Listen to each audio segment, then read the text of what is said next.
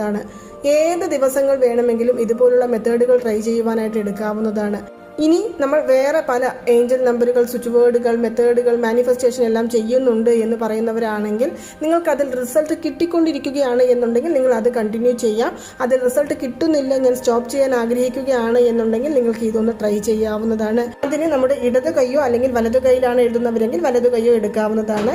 നടുവിരലിൽ, നമ്മുടെ കൈയുടെ നടുവിരലിൽ പച്ച നിറത്തിലുള്ള മഷിയുള്ള പേന കൊണ്ട് മുകളിലേക്ക് ഒരു ആരോ മാർക്ക് നമുക്ക് വരയ്ക്കാവുന്നതാണ്. പിന്നീട് പെരുവിരലിൽ താഴെ നോക്കി ഒരു ആരോ മാർക്ക് നമുക്ക് വരയ്ക്കാവുന്നതാണ്. പിന്നീട് നമ്മുടെ ശുക്രമേട് എന്ന് പറയുന്ന സ്ഥലം, അതായത് പെരുവിരലിന് നേർ താഴെയുള്ള സ്ഥലമാണ് ഈ ശുക്രമേട് എന്ന് പറയുന്നത്. അവിടെ നമുക്ക് ശുക്ര ഭഗവാന്റെ നമ്പർ അല്ലെങ്കിൽ ലക്ഷ്മി ദേവിയുടെ നമ്പറായ 6 എന്നുള്ള സംഖ്യ എഴുതി ഇതുപോലെ ത്രികോണാകൃതി വരച്ച് അത് ക്ലോസ് ചെയ്യാവുന്നതാണ്. ഈ ഒരൊറ്റ കാര്യം ചെയ്തു കഴിഞ്ഞത്